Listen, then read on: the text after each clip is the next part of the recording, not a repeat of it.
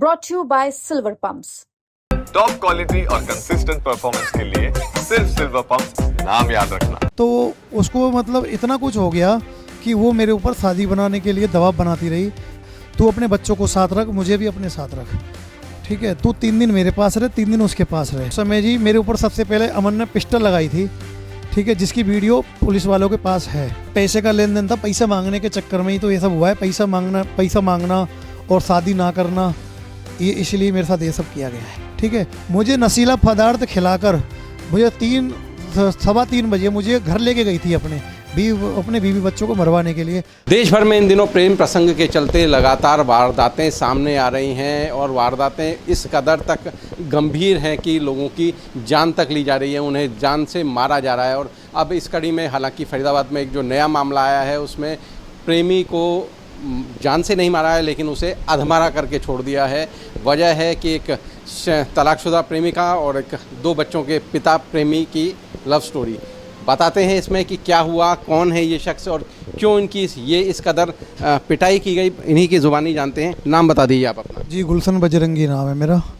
गुलशन बजरंगी, कितनी उम्र है, आप क्या करते हैं? मेरी जी मोबाइल का काम है और गौरक्षा सेवा दल से भी जुड़ा हुआ हूँ, बजरंग दल से भी जुड़ा हूँ, समाज सेवा कार्य भी करता हूँ। तो जो आपका लव अफेयर है ये क्या है जिसके चलते आपकी ये हालत हुई है? जी ऐसा है कि मेरी शॉप है मेरी मोबाइल की, जिसमें क्या है 2019 में गुंजन नाम की महिला से मेरा संपर्क हुआ था। वो मेरी शॉप पर ही आई थी खुद। तो उन्होंने बोला कि इस काम से रिलेटिव, CSC काम से रिलेटिव और किसी भी प्रकार का कोई भी काम हो तो तुरंत आप हमें कॉल करके बताना, हम आपको पूरी सर्विस प्रोवाइड करवाएंगे। तो इसी के चलते चलते तो उससे भी मेरी अच्छी खासी यारी दोस्ती हो गई, तो मिलना जुलना भी हो गया। तो उसको मतलब इतना कुछ हो गया कि वो मेरे ऊपर शादी बनाने के लिए दबाव बनाती रही कि मुझे, जो निम्मे नाम का व्यक्ति था जिससे इसकी शादी हो रखी थी, तो वो कह रही थी कि उससे मुझे कोई लेना देना नहीं है, तू अपने बच्चों को साथ रख, मुझे भी अपने साथ रख, ठीक है। तू 3 दिन मेरे पास रहे, 3 दिन उसके पास रहे। तो ये मामला करीब 1 साल से चल रहा था ये वाला, तो कि मुझे शादी का जो सबसे ज़्यादा प्रेशर मेरे ऊपर बनाया जा रहा था, जिसके मेरे पास सारे प्रूफ है मेरे पास। तो ये बात आपके घर में पता थी लोगों को? जी घर में मेरी वाइफ को पता थी, अभी पता चली थी करीब 1.5-2 महीने पहले ही, क्योंकि 22 तारीख से लेके 25 तारीख तक गुंजन ने मुझे अपने पास ही रखा था, डरा धमका के कि तू समाज सेवा कार्य करता है, अगर तूने मेरी बात नहीं मानी तो मैं तेरी समाज में तेरी बेइज्जती करवा दूंगी, तू कहीं का नहीं रहेगा, तेरे ऊपर झूठे केस मुकदमे दर्ज करवा दूंगी और तेरा पैसे का जो भी लेन देन है सारा कुछ ख़त्म हो जाएगा, या तो तू प्यार से मुझसे शादी कर ले। तो मैंने बोला चलो ठीक है, कोई बात नहीं है। रात को 3 बजे गुंजन महिला जो है, 1 सेकेंड, तो करीब कितने 7 सालों से आपका प्रेम प्रसंग जारी था? हाँ जी 7 सालों से चल रहा है जी। तो उसके घर वालों को कोई आपत्ति थी? किसके? गुंजन के? जी गुंजन के घर वालों को कोई आपत्ति नहीं थी। गुंजन ने कई बार अपनी मम्मी को भी फ़ोन करके बोला है, मेरे सामने बोला है कि शादी करूँगी तो गुंजन से करूँगी, वो गुलशन से करूँगी, नहीं तो मैं मर जाऊँगी। उसके भी मेरे पास प्रूफ है, जो अपनी मम्मी को रोज़ बोलती थी वो कि शादी तो मैं गुलशन से ही करूँगी और किसी से नहीं करूँगी। तो ये अभी फ़िलहाल गुंजन अपने माता पिता के साथ रहती है या अलग रहती थी? अलग रहती है जी, NIT 2 में रहती है, एक सरदार जी का मकान है, वहाँ पर रेंट पर रहती है। हाँ जी। घटना कब की है, क्या हुआ उस दिन? वही 29 की घटना है, हाँ 3रा महीना, हाँ जी, रात की करीब 10:15 बजे के आसपास की। 9:30 बजे मैं घर गया था। पहले गुंजन ने मेरा फ़ोन नहीं उठाया तो मैं घर गया, मैंने उसको बोला गुंजन को कि भाई तुमने मेरा फ़ोन क्यों नहीं उठाया, क्या वजह है? तो उन्होंने यही वाली बात बोली कि तुम्हारा जो भी कुछ लेन देन है, जो भी कुछ है, मैं मम्मी पापा को बुला रही हूँ। उसने अपने मम्मी पापा को बुलाया, उसके बाद इन्होंने मुझे अपने अंदर कमरे में बंद करके पहले मेरे साथ मार पिटाई करी। वहाँ से मैं निकल के समाज के डर की वजह से मैंने कोई शोर शराबा नहीं करा, मैंने 112 पे भी कॉल करी थी, इन्होंने मेरा फ़ोन छीन लिया उस वक्त। फिर दोबारा जब 15-20 मिनट के बाद जब मैं दोबारा वहाँ पर गया मेरे फ़ोन लेने के लिए, इतने में वहाँ पर जब मैं फ़ोन लेके मैं ज़बरदस्ती उनसे फ़ोन भी ले आया, उनसे छीन के अपना, फिर मैं वहाँ से निकल आया। 10-15 मिनट के बाद दोबारा इसके भाई की कॉल आती है कि भाई आ जाओ, घर की बात है, कोई दिक्कत नहीं है, बैठा के निपटा लेंगे। मैं विश्वास पर चले गया, मुझे नहीं पता था कि इन लोगों ने पहले से ही मतलब मेरे साथ ये सब करने की प्लानिंग पहले से कर रखी थी। क्या हुआ उस समय? उस समय जी मेरे ऊपर सबसे पहले अमन ने पिस्टल लगाई थी, ठीक है, जिसकी वीडियो पुलिस वालों के पास है। अमन इसका भाई है गुंजन का, सबसे पहले पिस्टल लगाई है, जिसमें एक अमन है, एक कमल मन्नू है, एक हन्नी है और एक गुंजन है, गुंजन की मम्मी है और एक गुंजन के पापा हैं राकेश। इन सब लोगों ने, और भी 4-5 लोग हैं, इन सब लोगों ने मिलकर मेरे साथ मारपीट करी है। जिन लोगों के नाम नहीं जानता हूँ उन लोगों को मैं शकल से अच्छी तरह भली भांति जानता हूँ। कोई पैसे का लेन देन भी बता रहे थे? जी पैसे का लेन देन था, पैसा मांगने के चक्कर में ही तो ये सब हुआ है। पैसा मांगना और शादी ना करना, ये इसलिए मेरे साथ ये सब किया गया है। कितने पैसे का लेन देन? पैसा जी मेरे कमेटी के पैसे थे। मैंने मकान लेने के लिए मैंने पैसे इकट्ठे कर रखे थे। 7.5 लाख दो बार दिए थे, 6.5 लाख रुपए एक बार दिए थे। ठीक है, 3 बार इसको मैंने पैसे दिए थे मेरे। अच्छा खासा मेरा बिजनेस है, कोई गिरा हुआ नहीं हूँ मैं कि कोई यूँ कह सकता है कि भाई इतने पैसे इसके पास कहाँ से आएंगे। अच्छा खासा मेरा बिजनेस है, मेरा कोई दिक्कत नहीं है। ITR भी भरता हूँ और सारा इनकम टैक्स भरता हूँ, सब कुछ भरता हूँ मैं। कोई पछतावा है इस रिलेशन का? जी पछतावा यही है रिलेशन का कि मैंने बहुत बड़ी गलती कर दी, अपने परिवार को ये वाली बात ना बताकर, प्रशासन को ये वाली बात पहले से ना बताकर। पछतावा सिर्फ इसी बात का है मुझे। अगर ये वाली बात मैं प्रशासन को बता देता तो हो सकता है आज मेरे साथ ये घटना ना होती।